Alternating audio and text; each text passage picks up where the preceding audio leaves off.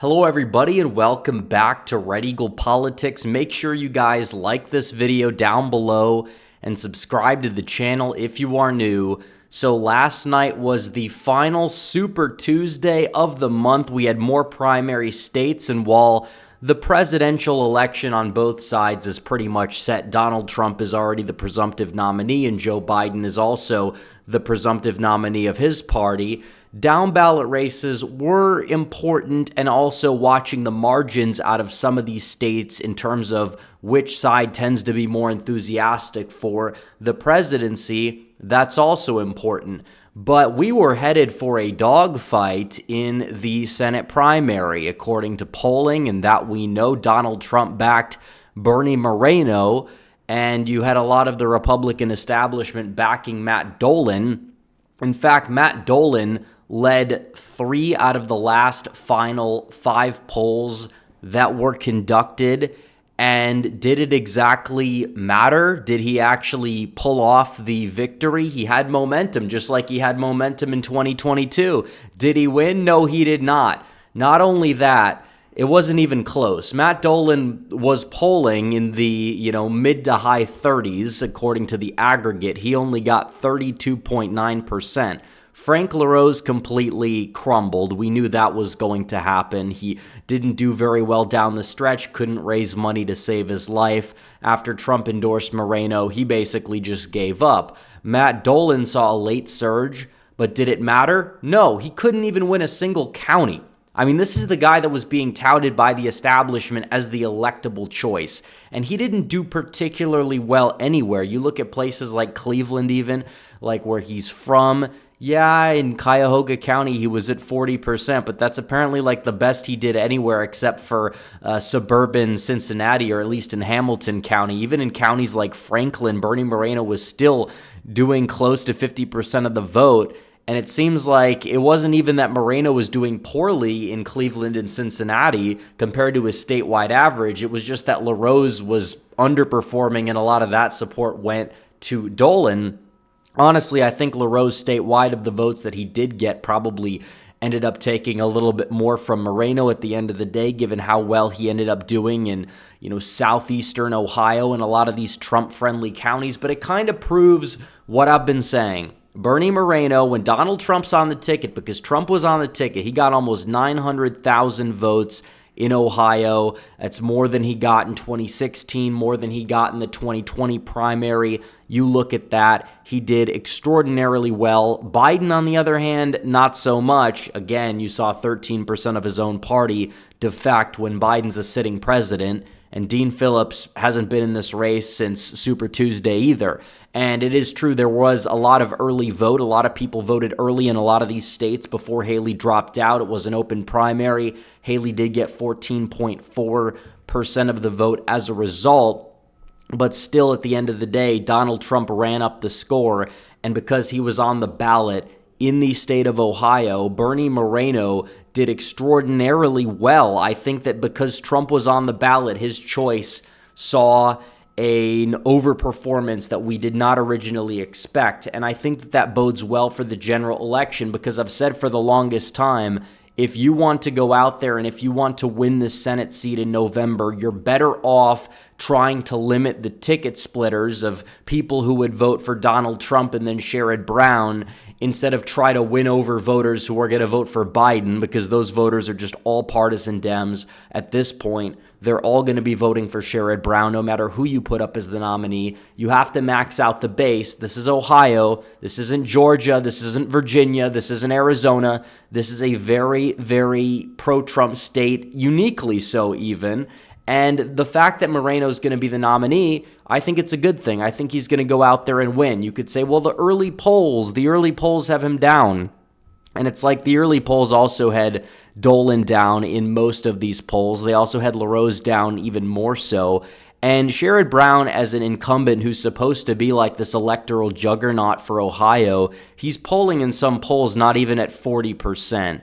And we got a long way to go. Same thing with the polls in the state of Montana that are currently showing Jon Tester in the lead. And honestly, the same thing in Maryland, where Larry Hogan's in the lead. I don't think anybody in their right mind expects Larry Hogan to flip Maryland, despite him leading by double digits. Some of these early polls, they don't take into account the down ballot effect. It's a lot different. You're not going to see a ticket split of like 15 points in Ohio. You might see one of 5 points, maybe even like 7 points, but still, Bernie Moreno at that point is going to win. So it was a great night for Donald Trump, and it kind of shows that when he's on the ballot, his choice wins. And not only that, in 2.5 short years, not even, Ohio very likely will have gone from a Senate delegation of Rhino Rob Portman and Sherrod Brown to America First, MAGA, populists, and J.D. Vance and Bernie Moreno. That's a massive, massive upgrade. Ohio's going to have one of the best Senate delegations, if not the best Senate delegation, in the entire country, right next to Missouri, one could argue. So you look at that, and that's absolutely huge down ballot. A lot of Trump's choices won as well. Derek Merrin in the 9th district. David Taylor won in the 2nd. He's going to likely join the Freedom Caucus there as well. So all around a good night. Donald Trump running up the score in Illinois as well. And when you look at it and you go down here to a lot of these House races, you see these down ballot races, you had an unfortunate result here. Darren Bailey almost knocked off Mike Bost, who's an establishment Republican. It's sad that Bost narrowly prevailed. And Donald Trump arguably made a very big error here. I don't know what the intel brief he got was, or if he even knew Darren Bailey was running, but he could have had somebody who would have been a much more staunchly, America First congressman, an ally with his agenda, compared to the milquetoast establishment Republican Mike Bost. But nevertheless, Mike Bost is on watch, getting that in a primary. Hopefully his voting record is going to improve, just because he realizes that he has to fit his district better. When this district, you have a big portion of it that went heavily for Darren Bailey there. But all around, you look at this, Donald Trump winning big. Election day votes, or votes after Haley dropped out, he's getting 90% plus, which was a much higher margin than what percentage of the vote he was getting in 2016 after all of his opponents dropped off in those late May, early June primaries. So already Donald Trump is doing well. He's setting turnout records in many states in a lot of these primaries. Florida, he got 910,000 votes in a primary that was essentially over. Nikki Haley couldn't even get 14%, and a lot of that vote was early vote, and that we know. But still, did it exactly make very much of a dent? No, it didn't. Ron DeSantis, despite being the sitting governor of the state, didn't even crack 4%, and this was the guy that was supposed to take on Trump. Yeah, he technically dropped out of the race, but Howard Dean won Vermont after dropping out of the race when he was governor of Vermont. So it's not like you could look at this and say it was like a really good performance for DeSantis to get that. But it's a little bit besides the point. Donald Trump, he went out there, he won Kansas by a lot. He won Arizona by a lot. They're still counting ballots here, and that is true. Arizona is a state that does have a lot of people who are registered as Republicans, but do not really vote Republican at this point. So that's kind of why I believe Haley is, kind of getting a chunk of the early vote, because it is a closed primary. But still, either way, Donald Trump still doing very well and running it up in a lot of these border counties. That's going to be very crucial to his victory. You look at Yuma County, he's getting close to 90% of the vote. You look at some of these other counties, he's really running it up there. So we'll see how that translates to November. But also, you look at Biden in Arizona. Biden got 350,000 votes. Trump got over 450,000 votes and counting, and that we know. So Donald Trump overall, he's got more energy and enthusiasm behind him. That's for sure. He blew out Biden in turnout in Ohio. But not only that, his candidate for the Senate will likely prevail.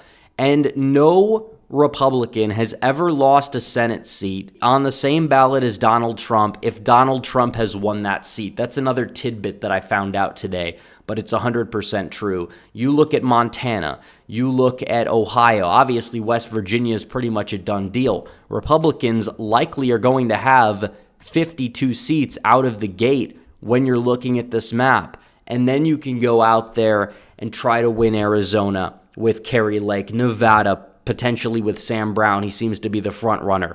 Maybe you could make a play for Michigan, Wisconsin, Pennsylvania and Virginia, New Mexico. Those three are kind of a little bit too outlandish in my opinion, especially as of right now. But still, you're looking at this and it's like Republicans have a very clear blueprint to take back the United States Senate. I think it's going to happen. But not only that, you're getting rhinos out of there. You're not replacing these Democrats with weak pushovers. Even in some of these more competitive races, you're finding people that can actually win both a primary but also a general election. I don't buy this nonsense that Moreno can't win.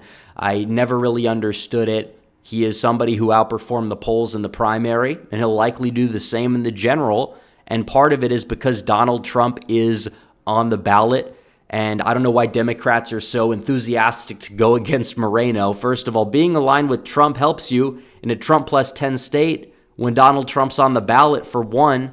And for two, it's not like there's anything particularly controversial about Moreno. Am I going to say he's like an S-tier candidate by every metric? No, but still to say that, oh, we're going to pour all these millions to boost him when he's probably going to win the primary anyways, which they did, thinking that it's going to help them take him down in November.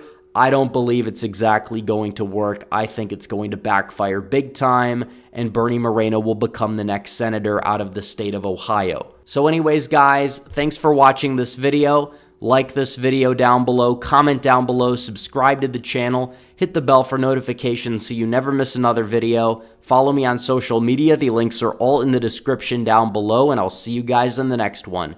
Red Eagle, out.